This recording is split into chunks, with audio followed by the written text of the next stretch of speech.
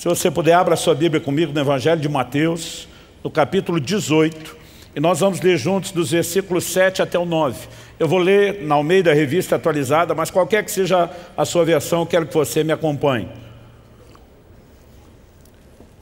São palavras do Senhor Jesus e ele diz: ai do mundo por causa dos escândalos, porque é inevitável que venham escândalos. Mas ai do homem pelo qual vem o escândalo. Portanto, se a tua mão ou o teu pé te faz tropeçar, corta-o e lança-o fora de ti. Melhor é entrares na vida manco ou aleijado do que, tendo duas mãos ou dois pés, seres lançado no fogo eterno. Se um dos teus olhos te faz tropeçar, arranca-o e lança-o fora de ti. Melhor é entrares na vida com um só dos teus olhos do que, tendo dois, seres lançado no inferno de fogo. Jesus faz uma afirmação categórica, absoluta, não merece discussão, não é de difícil interpretação. Ele diz: é inevitável que venham escândalos. Então essa classificação de Jesus mostra que os escândalos são inevitáveis. Mas logo depois ele diz: ai do homem por meio do qual vem o escândalo. E depois de dizer ai desse por meio do qual vem aquilo que é inevitável que venha, ele fala a respeito de se a tua mão ou o teu pé te faz tropeçar. Qual a ideia de tropeçar apresentada aqui? Eu quero chamar a sua atenção para o significado da palavra traduzida escândalo. Eu creio que a palavra escândalo, que é muito próximo do que aparece lá no original do grego antigo, no koiné, que é escandalon, ela não resume exatamente o que está sendo dito. De acordo com o dicionário Vine, a palavra escândalo, ele diz o seguinte: originalmente era o nome da parte de uma armadilha, na qual se colocava a isca, por conseguinte a armadilha ou a própria isca. No Novo Testamento, escândalo sempre é usado metaforicamente, na maioria das vezes, acerca de qualquer coisa que desperta preconceito, ou torna-se obstáculo para outros, ou os leva a cair no caminho.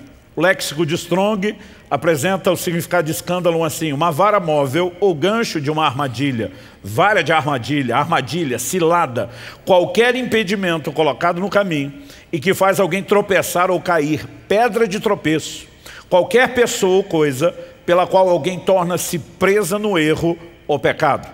A tradução brasileira de 1917, que teve como um dos consultores da língua portuguesa nada menos do que Rui Barbosa, traduziu assim: ai do mundo por causa dos tropeços.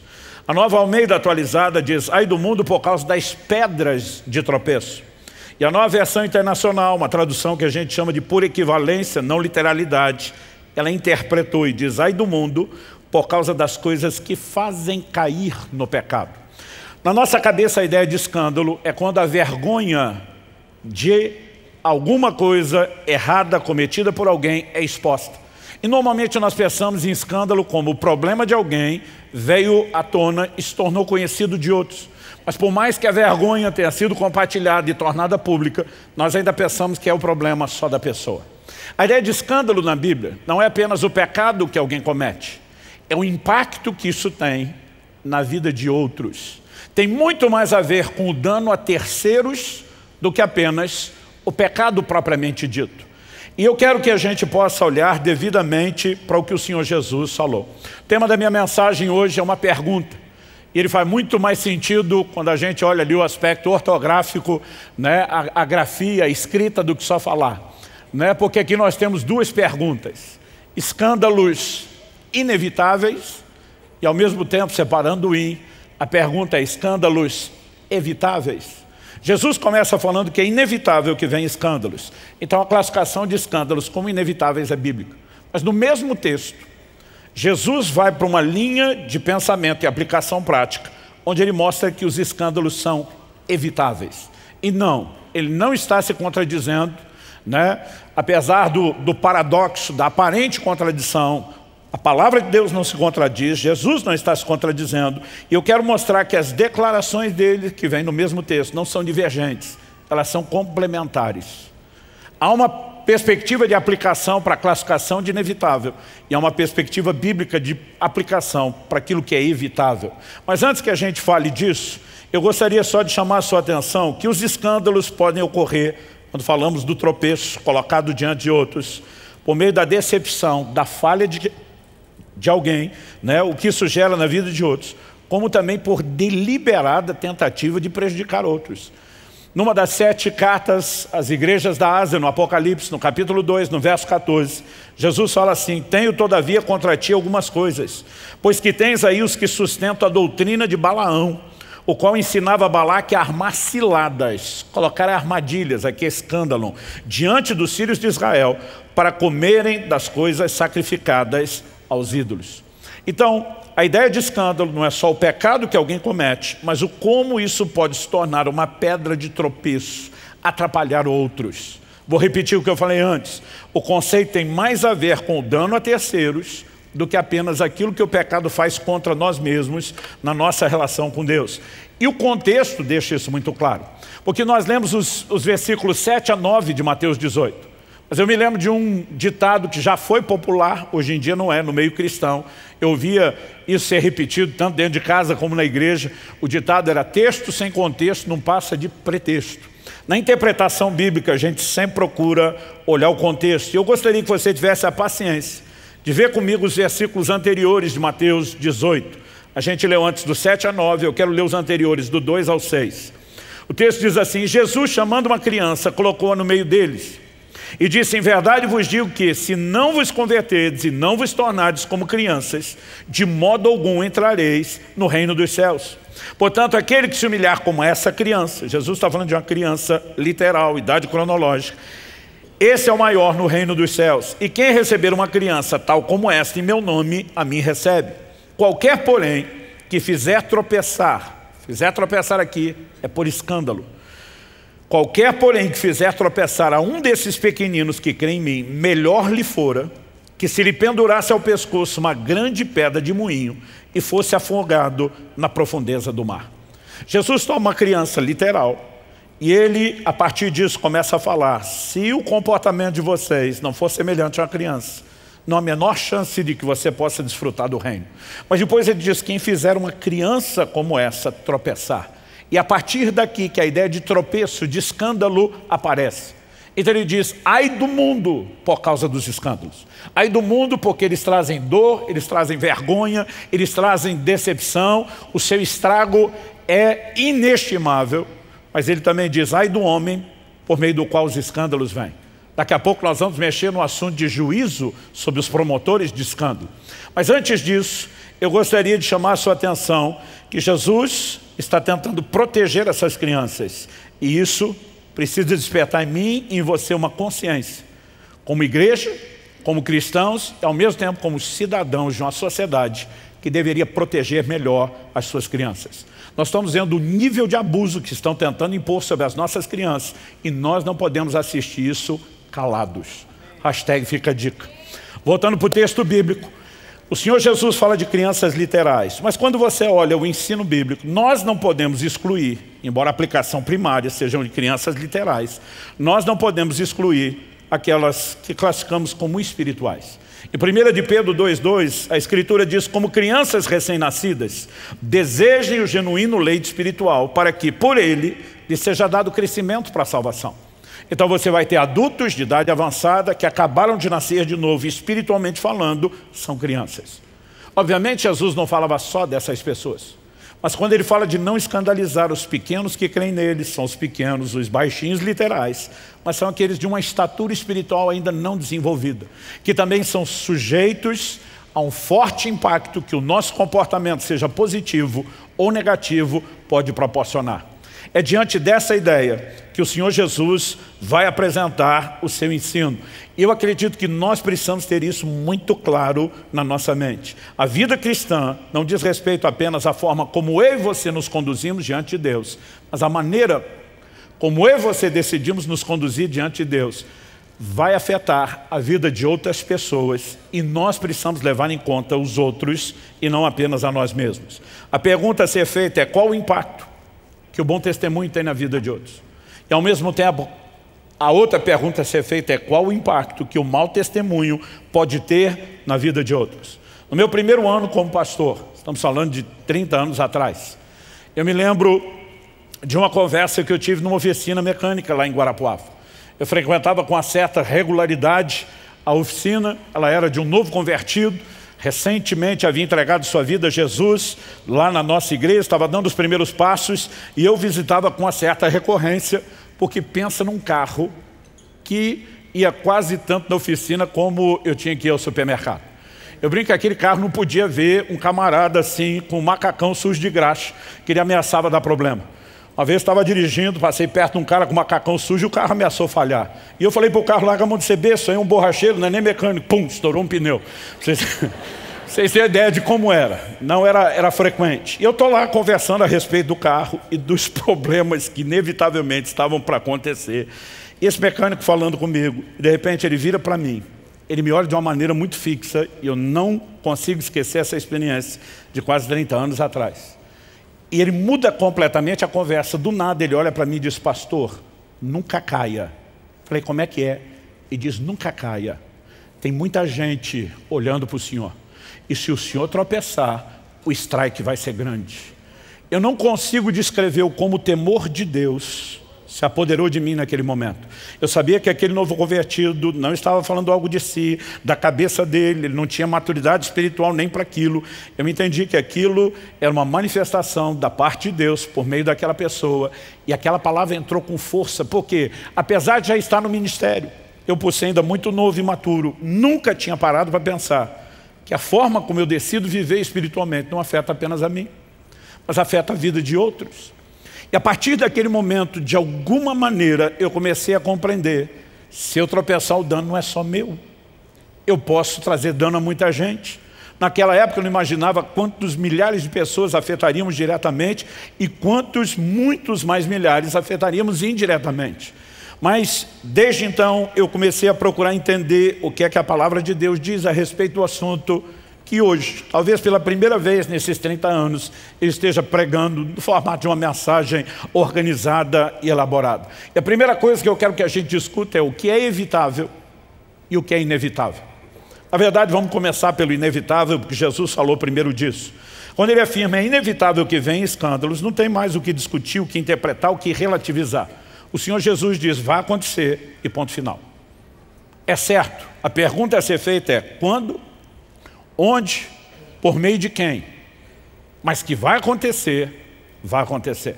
E eu e você precisamos ter em mente que o Senhor Jesus estava tentando nos preparar para lidar com a realidade dos escândalos. Nós não podemos de forma alguma tentar dizer que isso não vai acontecer no nosso meio. O Senhor Jesus diz, é inevitável que venham escândalos. Ponto. Agora, do que é que Jesus está falando? Quando ele simplesmente muda e diz, mas ai do homem pelo meio de qual vem. Jesus muda uma conversa que é coletiva. Escândalos em toda a humanidade. E ele agora vai falar de um indivíduo. Ai daquele por meio do qual vem. É quando Jesus torna um assunto agora individual e não coletivo. Que ele vai dizer, se a tua mão ou o teu pé te fazem tropeçar, promovem escândalos, pedra tropeço para você ou para os outros, e descorta e arranca de você. Jesus não está aqui advogando uma amputação literal. Ele não está advogando uma automutilação literal. Até porque não é a sua mão, o seu pé que pecam sozinho. Eles normalmente executam o que estão dentro de você.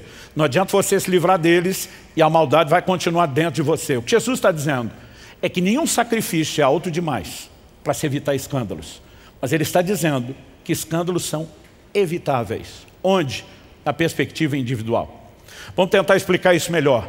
Quando falamos da perspectiva coletiva, em termos de humanidade, e vamos deixar de lado a humanidade, quando a gente pensa nos ímpios, natureza pecaminosa, caída, governados pela velha natureza. Vamos falar de crentes que nasceram de novo, têm uma nova natureza, mas não viveram todo o processo de santificação e transformação. Ou seja, são falíveis, sujeitos ao erro, à possibilidade de queda. Nesse ambiente de esse ambiente de gente falíveis, eu vou tentar falar isso e não vai sair.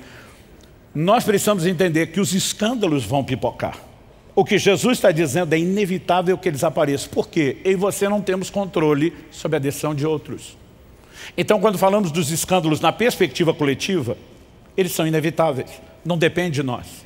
Mas quando ele traz o assunto para o individual, eu e você precisamos entender que o que a Bíblia está nos ensinando é que eles são evitáveis. Ou seja, eu e você vamos reconhecer, de acordo com o que Jesus falou, os escândalos vão pipocar por aí.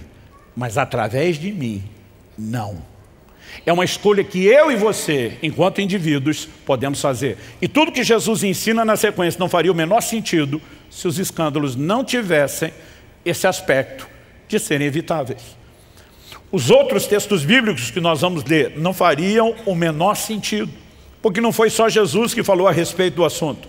Por exemplo, em Romanos, no capítulo 16, nos versos 17 e 18, Paulo diz: rogo-vos, irmãos, que noteis bem aqueles que provocam divisões e escândalos em desacordo com a doutrina que aprendestes. Afastai-vos deles, porque esses tais não servem a Cristo, nosso Senhor, e sim a seu próprio ventre, e com suaves palavras e lisonjas enganam o coração dos incautos.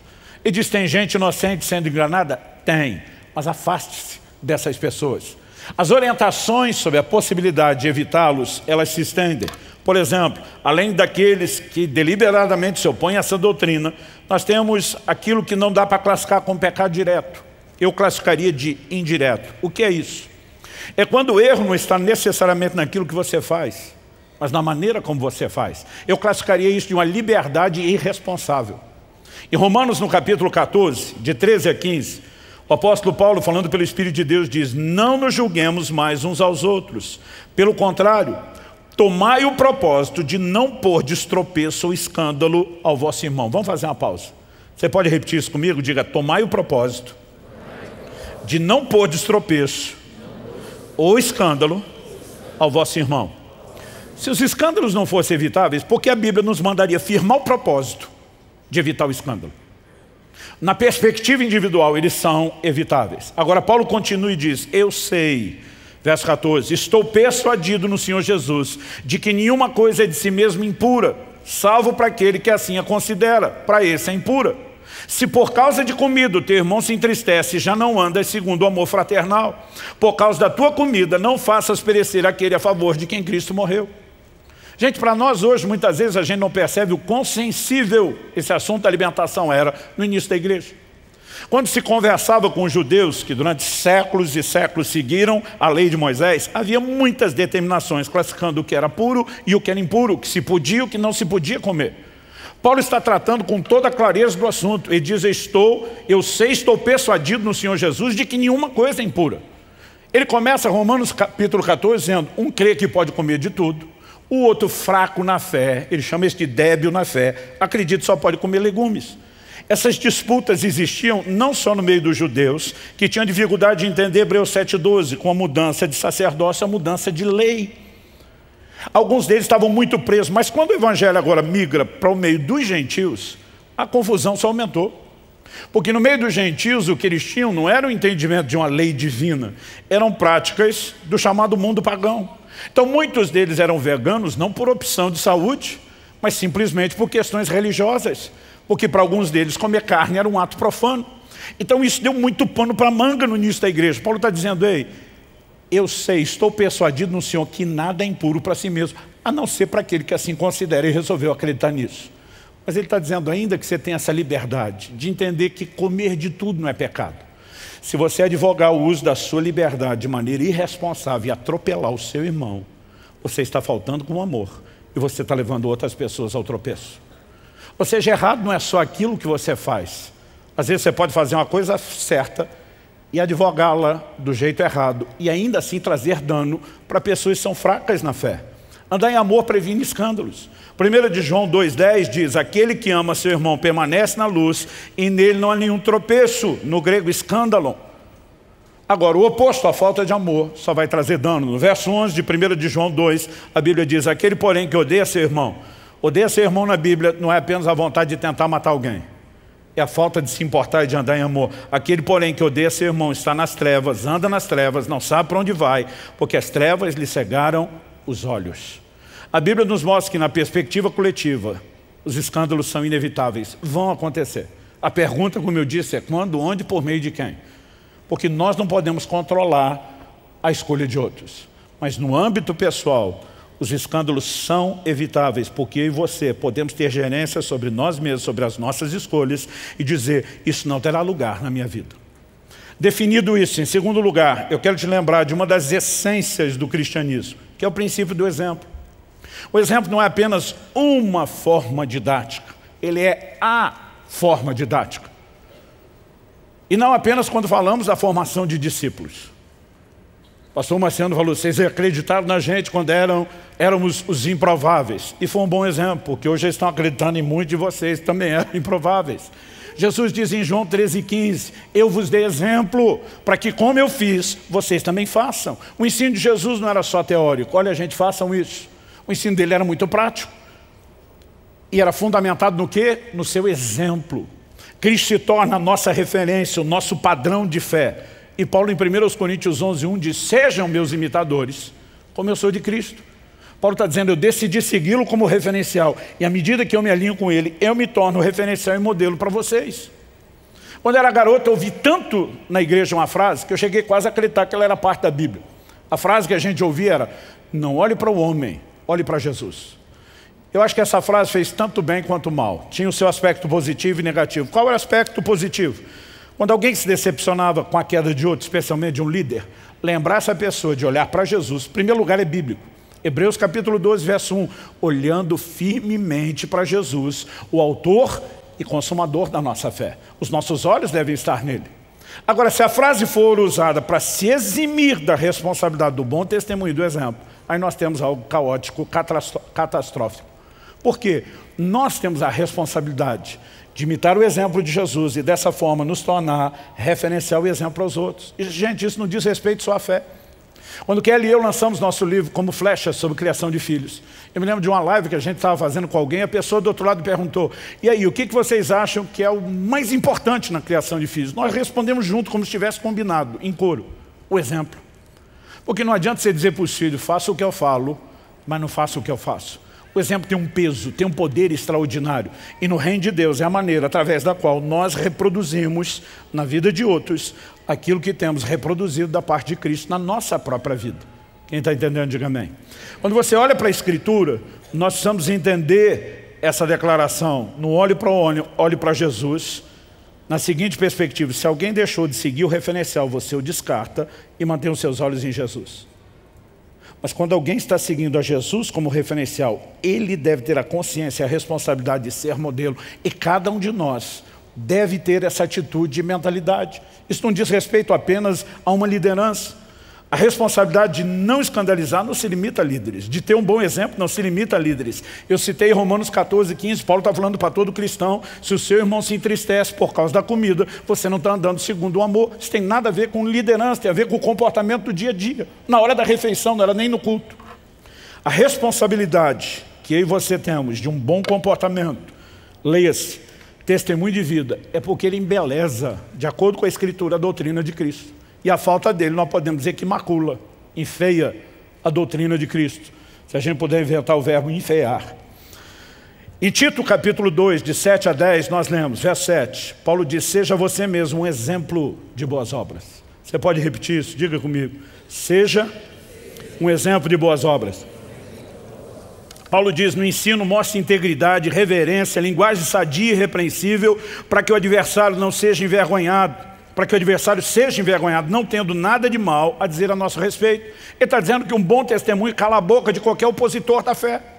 Ele segue dizendo, quanto aos servos, que sejam em tudo obedientes ao seu Senhor, dando-lhe motivo de satisfação, que não sejam respondões, nem furtem, mas que deem prova de toda a fidelidade, a fim de que em todas as coisas manifestem a beleza da doutrina de Deus, nosso Salvador. Uma outra tradução diz, a fim de ornarem, embelezarem a doutrina de Deus. O bom testemunho embeleza a doutrina. O mal acaba com a beleza da doutrina. Ou seja, nós temos a responsabilidade de viver um evangelho que não seja meramente teórico, que seja prático, que manifeste exemplo, boa conduta. Quem está entendendo, diga amém. Então, quando falamos de escândalo, nós estamos falando de pessoas que deixaram de ser boa referência, bom exemplo, para se tornar uma péssima referência e um mau exemplo. Agora, a pergunta a ser feita aqui na sequência, depois de pensar no que é evitável e o que é inevitável, entender o princípio de exemplo, e aqui eu quero gastar um pouquinho mais de tempo nesse terceiro lugar, é como lidar com os escândalos. Se na perspectiva coletiva, eles são inevitáveis e vão aparecer, a pergunta é só quando, onde, por meio de quem? Quando surgirem, como eu e você vamos lidar com isso? Eu acredito que Jesus, que era intencional em tudo que falava e ensinava, Ele queria nos preparar para isso. Eu sempre digo que a decepção é proporcional à expectativa. E muitos de nós criamos fantasias, expectativas são fantasiosas, exageradas, a respeito de muitas coisas. Alguns entram no casamento com uma expectativa acima da realidade e a decepção será proporcional. Outros tendem a viver ou procurar viver a vida profissional dessa forma. Em todas as áreas funciona assim e na igreja não é diferente. Essa é a razão pela qual, desde o início da igreja, 18 anos atrás, eu lembro que durante muitos anos só eu dava aqui o curso de membresia. Era um momento de, usando a linguagem dos meus amigos nordestinos, dizer onde é que você está amarrando seu jegue. Então a gente dizia, a igreja assim, nós cremos nisso, nós trabalhamos dessa forma. E desde o início eu dizia, no final vou fazer uma promessa a vocês. O povo ficava curioso, a gente dizia, pastor, a promessa, eu dizia no finzinho. E quando chegava o fim, se não falava, sempre tinha um que cobrava. Pastor, a promessa. Eu dizia, a minha promessa é a seguinte, nós vamos falhar com vocês. Então eu dizia o quê? Eu dizia, eu garanto, empenho a minha palavra, que nós vamos falhar com vocês. Nós não queremos, mas em algum momento eu sei que nós vamos falhar.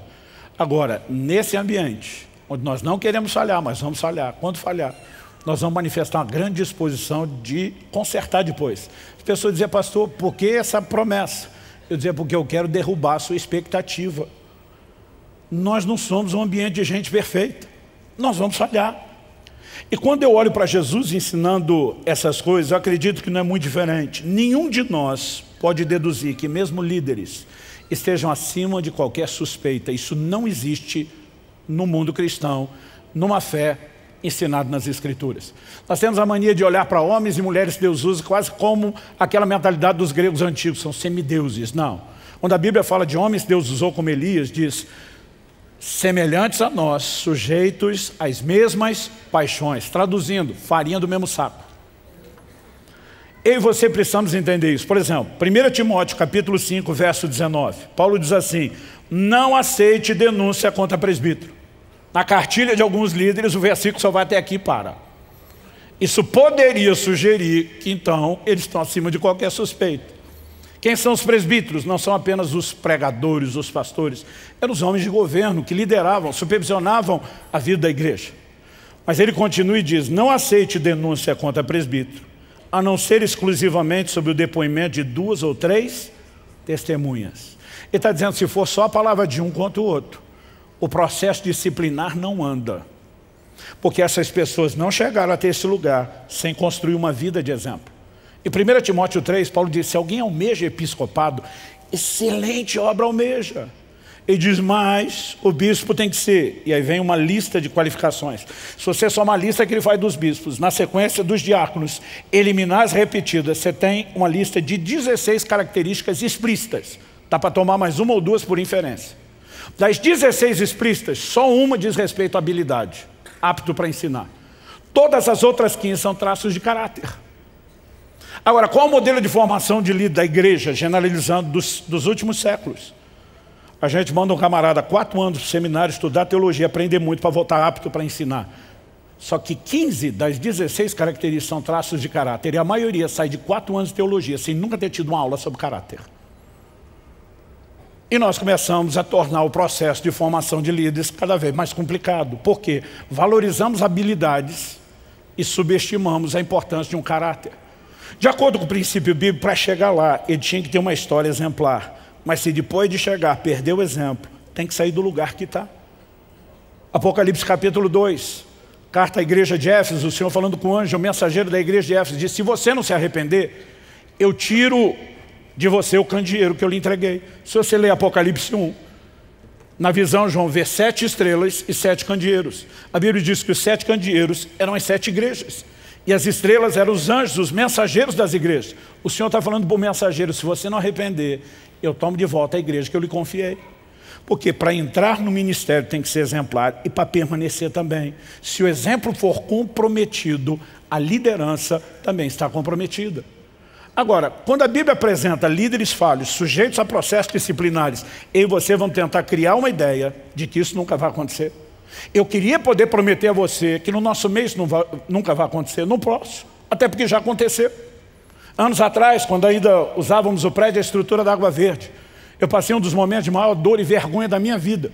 Tive que vir diante da igreja anunciar não apenas um processo disciplinar para um membro da equipe pastoral, mas tive que publicamente pedir perdão pela má conduta de um dos nossos.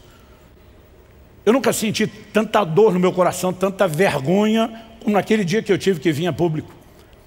Ou seja, quando nós olhamos para a nossa própria história, não dá para garantir que os escândalos não acontecerão. A pergunta é, quando acontecerem, como eu e você vamos nos conduzir? Como eu e você vamos nos comportar? Agora preste atenção, isso não significa que esteja tudo bem falhar.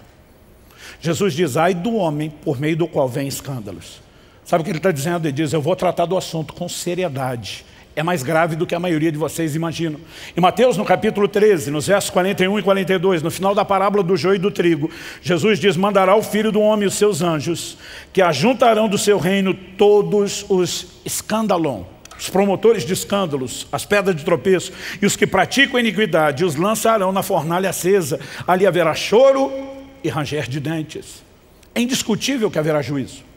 Jesus fala de pessoas que no último dia vão dizer, Senhor, no teu nome nós expulsamos demônios, nós profetizamos, nós curamos enfermos. Ele não vai dizer mentira, não fizeram isso.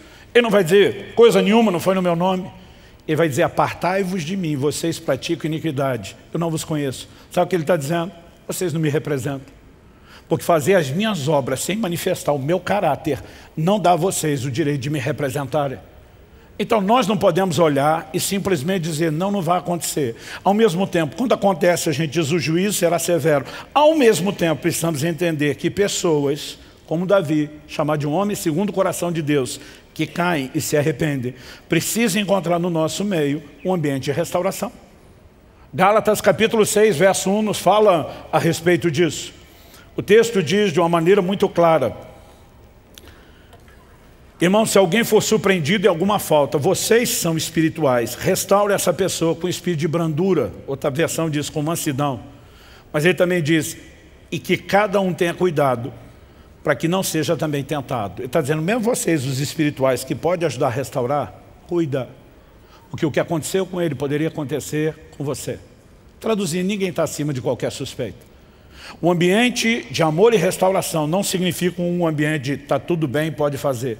Nós precisamos ter uma cultura, uma mentalidade forte para fazer todo o possível, para asfixiar toda a possibilidade de escândalo no nosso meio. Quem está entendendo, diga amém. E precisamos entender o assunto é sério e merece juízo, julgamento diferenciado. Mas a pergunta a ser feita é, e se alguém falhar? O que eu e você podemos fazer? Nós podemos escolher não promover o escândalo, mas não podemos escolher pelos outros. E outros escolherão promover o escândalo. E quando isso acontecer, a pergunta é, como eu e você devemos nos comportar? Eu quero te apresentar 4 perspectivas e vou te dar o fundamento bíblico. A primeira delas é, não se afaste de Jesus por causa dos que tropeçaram. Você pode repetir isso comigo? Diga, não se afaste de Jesus. Vamos fazer melhor, fala para o vizinho ao lado. Pastor, eu não falo com estranho, se apresenta antes então. Fala para o vizinho ao seu lado, diga, não se afaste de Jesus por causa dos que tropeçaram. Em Filipenses 3,18, o apóstolo Paulo diz, pois muitos andam entre nós, está falando de gente do meio, dos quais repetidas vezes eu lhes dizia, agora eu digo até chorando, que são inimigos da cruz de Cristo. No nosso meio surgirão gente que pela sua conduta não são promotores da mensagem da cruz, eles se tornaram inimigos, eles estão trabalhando contra ela. A pergunta a ser feita é, eu vou permitir que um inimigo da cruz me coloque contra aquele que morreu por mim na cruz? Eu vou deixar que a queda dele seja desculpa para que eu esfrie e me afaste de Jesus? De jeito nenhum. E aí nós voltamos para Hebreus capítulo 12, verso 1. Olhando firmemente para Jesus, o autor e o consumador da fé. Ele começou a minha fé, ele termina. Eu não vou deixar nenhuma dessas pessoas abortar o processo ou me roubar do relacionamento com ele. Quem está entendendo, diga amém. Segunda verdade, não desvalorize a palavra pelo não cumprimento dos que a ensinaram. Eu tenho visto muita gente. Quando eu falo muita gente, não são só gente que nós recebemos aqui. A maior igreja hoje no Brasil não se reúne nos prédios, não está em contato com os outros irmãos. Ela é composta de muita gente decepcionada pelo mau testemunho de muitos outros. Agora a pergunta a ser feita é, o não cumprimento da palavra por parte daqueles que a ensinaram invalida a verdade da palavra de Deus? Sim ou não?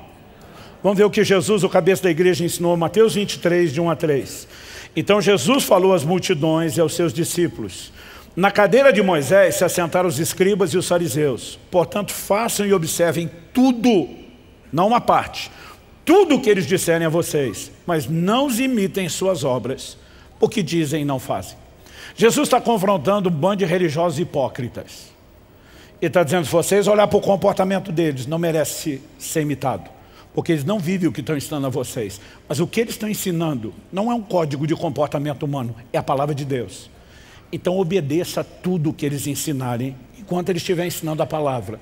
Só não olhe para o comportamento deles e não imite o mau testemunho deles. Mas sabe o que Jesus está dizendo? O não cumprimento da palavra por parte dos que ensinam não invalida a veracidade da palavra de Deus que nos alcançou. E nós temos um compromisso com a palavra, independente do bom testemunho de quem ensina. Quem está entendendo, diga amém. Terceiro lugar, afaste-se dos promotores de escândalo. Você pode repetir o segundo, diga: não desvalorize a palavra pelo não cumprimento dos que a ensinaram. Terceiro, repita comigo: afaste-se dos promotores de escândalo. Romanos 16, 17, Paulo diz: rogo-vos, irmãos, que noteis bem aqueles que provocam divisões e escândalos, em desacordo com a doutrina que aprendesse, afastai-vos deles. Ele não está falando de mera punição social. A Bíblia diz que quando alguém arrepende, a gente vai trabalhar a restauração. O que a Bíblia está falando de gente que continua promovendo sem se arrepender. Há um nível de relacionamento onde você não exerce mais influência e não proporciona mudança. E se você chegou nessa fase, o risco é que você seja influenciado. Sem contar que o relacionamento e o convívio com promotores de escândalo pode funcionar como uma espécie de cumplicidade ou de chancela sobre um comportamento errado. Então a Bíblia está dizendo: não se relacione com esse tipo de gente. É promotor de escândalo, afaste-se deles. Até porque esse negócio é contagioso. Quarto lugar, escolha olhar para os que permanecem firmes. Eu quero ler a declaração de Paulo. Eu li só o Filipenses 3,18 no início, mas eu quero ler ele dentro do contexto, do 17 ao 19. Paulo diz: irmãos, sejam meus imitadores e observem os que vivem segundo o exemplo que temos dado a vocês. Paulo dizia: eu estou imitando Cristo, e por isso eu posso dizer a vocês: me imitem. E não apenas me imitem. Observem aqueles que estão seguindo o exemplo que nós temos dado. Paulo está dizendo: não apenas eu, mas muitos outros no meio de vocês são referenciais. Depois de dizer que tem bons referenciais, é que ele diz: pois muitos andam entre nós, dos quais repetidas vezes eu lhes dizia, agora digo até chorando, que são inimigos da cruz de Cristo. O destino deles é a perdição, o Deus deles é o ventre, e a glória deles está naquilo de que deviam se envergonhar, visto que só pensam nas coisas terrenas. Ele está dizendo: no nosso meio tem boa e má referência. Sabe o que ele está dizendo? Olha para as boas. Não coloque seus olhos nas más referências. Muitas vezes, porque estamos diante de pessoas que tiveram um mau comportamento, a gente decide ser influenciado pelos de mau comportamento e não pelos que seguem andando em integridade. Quando tive que vir a público pedir perdão pela conduta de um dos pastores da casa, eu me lembro que não foi um, dois ou três, vários irmãos e irmãs diferentes, sem ouvirem uns aos outros, me procuraram no final do culto e disseram: pastor, a gente sabe que o seu coração está despedaçado pelo que aconteceu, mas nós queremos que o senhor saiba que nós podemos olhar para todos os outros de vocês que permanecem firmes e dando um bom exemplo. O mau testemunho de um não vai falar mais alto na nossa vida do que o bom testemunho de todos vocês. Eu lembro de gente dizendo: a sujeira não foi varrida para debaixo do tapete. Vocês trataram dessas coisas publicamente, mostraram o compromisso com Deus. Nós escolhemos olhar para vocês. E sabe, eu e você precisamos ter isso em mente, que nós podemos escolher em quem que nós vamos colocar os olhos. Quando a Bíblia fala a respeito dos líderes, eles não são perfeitos. E há um momento específico, onde eles vão se tornar uma referência inquestionável. Sabe quando? Depois que os seus dias na terra já terminaram. Hebreus capítulo 13, verso 7 diz: lembre-se dos seus líderes, os quais pregaram a palavra de Deus a vocês, e considerando atentamente o fim da vida deles, imitem a fé que tiveram. Aqueles que já partiram e deixaram um bom legado, entre eles nosso saudoso pastor Francisco, alcançam aquele lugar de dizer, esses inquestionavelmente podem ser imitados. Porque alguém pode 90, 95, 99% da sua vida manter um bom testemunho e estragar tudo no final. Mas quando nós terminamos a carreira com uma vida de integridade, de referência, de bom exemplo, então o legado do bom exemplo se perpetua. Até que a gente chegue esse dia, eu não estou dizendo que a gente vai desconfiar de tudo e de todos. Mas nós precisamos entender que coletivamente os escândalos são inevitáveis, podem surgir. E quando surgirem a pergunta é, como eu e você vamos nos conduzir? Quem está entendendo, diga amém. Para terminar, eu acredito que nós precisamos ter uma fé, e esse é o ensino bíblico, que sobrevive a tudo. Pastor, o que o senhor quer dizer? Eu quero dizer que tem os dois lados da moeda, ou seja, eu e você precisamos entender não só o que os outros fazem podem trazer dano para nós, mas a nossa escolha de não nos dobrarmos às tentativas de dano contra nós. Em primeiro lugar, Jesus previu e nos preveniu de que haveria difamações. Eu vejo alguns crentes que ficam profundamente desanimados, abatidos, aborrecidos, porque tem gente falando mal deles. A gente tinha que esperar isso.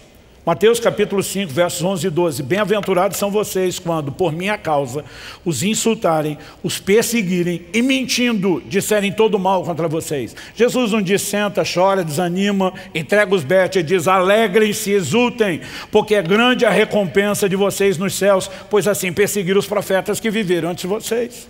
Eu e você precisamos de uma fé resiliente. Ela tem que sobreviver às difamações e às tentativas das pessoas de falarem mal e mentirem contra mim e contra você. Segundo, Jesus tentou nos preparar para perseguições. Em Mateus capítulo 10, ele diz, quando porém perseguirem vocês numa cidade, fuja para outra. Ele diz, vai ter perseguição. Ele tentou nos preparar para ameaças de morte e até a possibilidade de morte. Mateus 10, 22, 23. Um irmão entregará à morte outro irmão, o pai entregará o filho. Haverá filhos que se levantarão contra os pais e os matarão. Todos odiarão vocês por causa do meu nome. Aquele, porém, que ficar firme até o fim, esse será salvo. O que ele está dizendo, não importa o nível de oposição, de ameaça, ou mesmo se chegarem às últimas consequências de matarem você por causa da sua fé em Jesus, o Senhor está dizendo, não desista. Ele está dizendo, sua fé tem que resistir a tudo. Agora, ele nos preparou para ter uma fé que aguenta difamação, perseguição, ameaça de morte, a própria morte, mas não sobrevive a escândalo. A quantidade de gente distante de Jesus hoje por causa do escândalo dos outros é enorme. E de forma alguma nós estamos tentando justificar o escândalo dessas pessoas. Eles serão julgados por Deus, mas preste atenção. A escolha de como se conduzir diante do que outros fazem, mesmo tentando trazer dano a você, é sua e não é deles. Paulo escreve aos Coríntios, em 1 Coríntios 11, 18 e 19, ele diz, porque antes de tudo, estou informado de que quando se reúnem na igreja, existem divisões entre vocês. E eu, em parte, acredito que isso é verdade. E até é necessário que haja partido entre vocês, para que também os aprovados se tornem conhecidos. Paulo está dizendo, é necessário. Outro dia eu vi um irmão reclamando, pastor, tem muita imaturidade no nosso meio. Eu falei, é nessa hora que os maduros aparecem. E o irmão não está aparecendo. Porque sabe, é fácil ficar falando dos outros. A pergunta é como você vai reagir diante da fraqueza, da debilidade e da imaturidade dos outros, da carnalidade de outros, ou mesmo do escândalo de outros. Em Atos 20, 29 e 30, Paulo numa conversa com os presbíteros de Éfeso, numa reunião que aconteceu em Mileto, ele diz, eu sei que depois da minha partida aparecerão no meio de vocês lobos vorazes que não pouparão o rebanho, e que até mesmo entre vocês levantarão homens falando coisas pervertidas para arrastar os discípulos atrás de si. Agora a gente acredita que isso ia acontecer naquela época, mas não hoje. A verdade é que eu e você precisamos ter um coro um pouquinho mais forte. E nós precisamos ter um entendimento claro do que a Bíblia ensina. Na próxima fase que virá, nós teremos a responsabilidade de viver uma vida de compromisso, de integridade, de exemplo como nunca antes. Nós precisamos criar um ambiente de entendimento bíblico, de rendição ao Senhor, que asfixie toda a possibilidade de escândalo. Mas se surgirem, nós precisamos ter uma resiliência de fé, dizendo, meu compromisso com Jesus seguirá inalterável, independente da esculhambação dos outros. Uma fé que sobrevive a tudo. Quem está entendendo, diga amém. Para terminar, eu vou mexer na parte que alguns não gostam. O ensino de Jesus sobre escândalo incluiu o perdão aos que falham conosco. Em Lucas 17, nós temos um detalhe que no registro de Mateus 18 não entra. Lucas 17, 1 a 4. Jesus disse aos seus discípulos, é inevitável que existam pedras de tropeço, no grego, escândalo, mas ai de quem é responsável por elas. Seria melhor para esse que uma pedra de moinho fosse pendurada ao seu pescoço e fosse atirado no mar do que fazer tropeçar um desses pequeninos. Deixa eu fazer uma pausa antes de terminar o texto todo está tudo junto, mas deixa eu fazer a pausa. Jesus não está fazendo apologia ao suicídio. No meu entendimento bíblico, isso precisa ficar claro para nós, enquanto igreja local. O suicídio está numa condição complicada quando falamos de salvação. Paulo escreve aos Coríntios e diz, se alguém destruir o corpo, que é o santuário do Espírito, Deus o destruirá. O cara já destruiu o corpo, o que é que sobrou para Deus destruir depois? O que você acha que é essa destruição?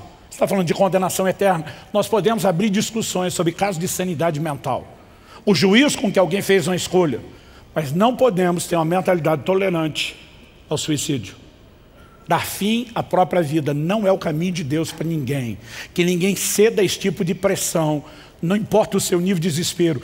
Que ninguém deixe de ser misericordioso, eu diria mais do que empático, cheio de compaixão por qualquer pessoa à sua volta e que dê sinais de aflição ou sofrimento nessa hora. Nós precisamos de uma mão amiga, mais do que a mão no ombro, intercessão, oração, jejum, apoio, suporte, mas nós não podemos criar uma mentalidade de tolerância ao suicídio.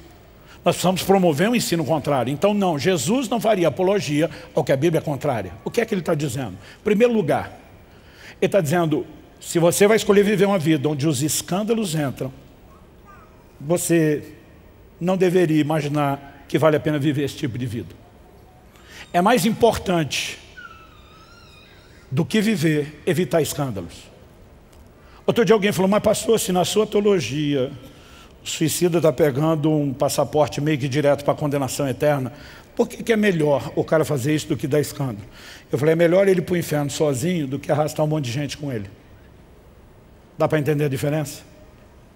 A condenação eterna não é só dos que abriram mão da salvação, do nível pessoal. A Bíblia diz que lá cada um será julgado de acordo com as suas obras.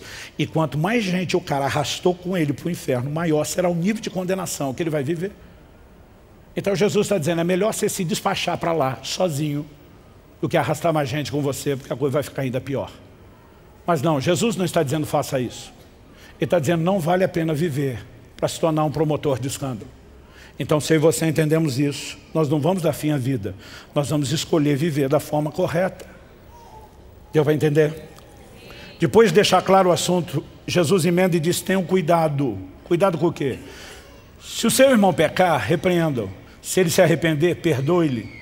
Se pecar contra você 7 vezes num dia, 7 vezes vier para lhe dizer, estou arrependido, perdoe.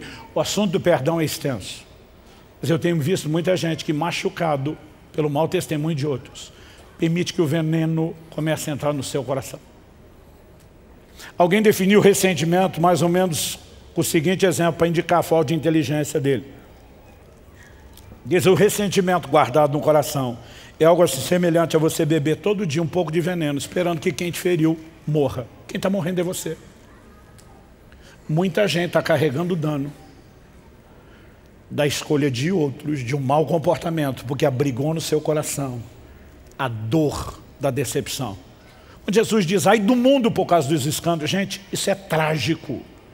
Não há outra forma de definir. Mas eu e você podemos parar o efeito disso no nosso coração. Nós podemos ter uma blindagem em Deus, onde a gente diga, eu não vou sucumbir à escolha errada de outros. Estão me entendendo? Para concluir, reconheça que quanto a outros os escândalos são inevitáveis. E nessa perspectiva, prepare-se para eles. Mas reconheça que quanto a você, na perspectiva individual, os escândalos são evitáveis. Não faça suas escolhas de forma egoísta ou leviana. Um crente quando tropeça nunca está afetando só a si. Nunca está prejudicando só o seu relacionamento com Deus. Ele vai afetar outras pessoas. Reconheça que você é um candidato e procure andar em vigilância e usar os recursos de Deus. Eu tenho uma oração que eu faço desde o início do ministério. Eu com frequência digo a Deus, Senhor, se algum momento a corda for romper para o meu lado, eu não for segurar a onda, eu não for dar conta, eu lhe imploro que o Senhor me leve antes. Significa que eu não quero viver? Não. Significa que não vale a pena viver se for para macular o nome do Senhor, se for para desonrá-lo. E já falei para minha mulher e toda a equipe pastoral, se eu for embora cedo, não ore para eu ressuscitar. Porque só há uma possibilidade de eu ir embora cedo, é de eu me poupar de alguma bobagem. Então vocês estão proibidos de orar. Significa que eu estou esperando que isso aconteça? Não. À medida que eu oro isso, dia após dia, eu estou me lembrando que antes de qualquer escolha, eu preciso ficar longe do escândalo e honrar o Senhor. Porque se naquela época, cuidando de algumas poucas centenas de pessoas, a advertência do mecânico lá era o strike será grande, eu fico imaginando hoje o lugar que eu estou.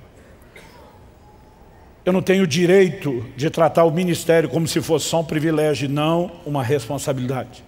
Isso aqui é um bom motivo para ficar longe dos escândalos. Jesus diz, se você os evitar, você entra na vida. Ele diz, mas os meus anjos vão recolher os promotores de escândalo, vão lançar no fogo do inferno. Eu acho que só isso já era motivo suficiente, mas ainda seria uma perspectiva egoísta. Nós precisamos pensar não só em nós. Nós precisamos pensar no impacto que a nossa maneira de viver terá sobre as pessoas. Talvez você não escolheu uma vida de pecado, mas talvez você escolheu ser um crente medíocre, na média, para não dizer abaixo dela, meia boca. A pergunta é qual o impacto que você está exercendo sobre as outras pessoas. Ah, pastor, não desviei ninguém, mas quanta gente se inspira?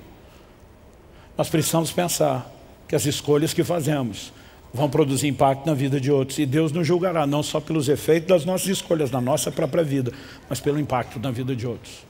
Não dá para deixar isso de fora do Evangelho. E se a gente tentar deixar, nós vamos estar só brincando de igreja e de Evangelho. E uma brincadeira de muito mau gosto. Então que Deus nos ajude, debaixo do temor do Senhor, a entender a importância de uma vida de santificação, de integridade, de compromisso, de fidelidade e de bom exemplo. Se nós queremos passar de fase, nós vamos ter que entender isso de uma maneira bem mais profunda. Você recebe essa palavra em nome de Jesus? Alguns falaram amém, em vez de amém. Vamos ficar em pé para parecer que está acabando. Senhor Jesus, nós suplicamos graça e favor do alto, para que haja não só entendimento racional, mas espiritual da Tua palavra. Para que haja aquela aplicação personalizada que só o Teu Espírito pode produzir. Para que a Tua palavra, como o Senhor falou por boca do profeta, cumpra o propósito pelo qual tem sido enviada. E nós oramos que não seja só aqui e agora, nessa reunião. Mas que depois deixarmos esse lugar, que aquilo que o Senhor começou continue. Que mais do que informação, mais do que alinhamento, a Tua palavra produza resultados maiores e progressivos na nossa vida. Que o temor do Senhor toque de uma forma particular os nossos corações. Nós oramos em nome de Jesus. Em nome de Jesus. Amém.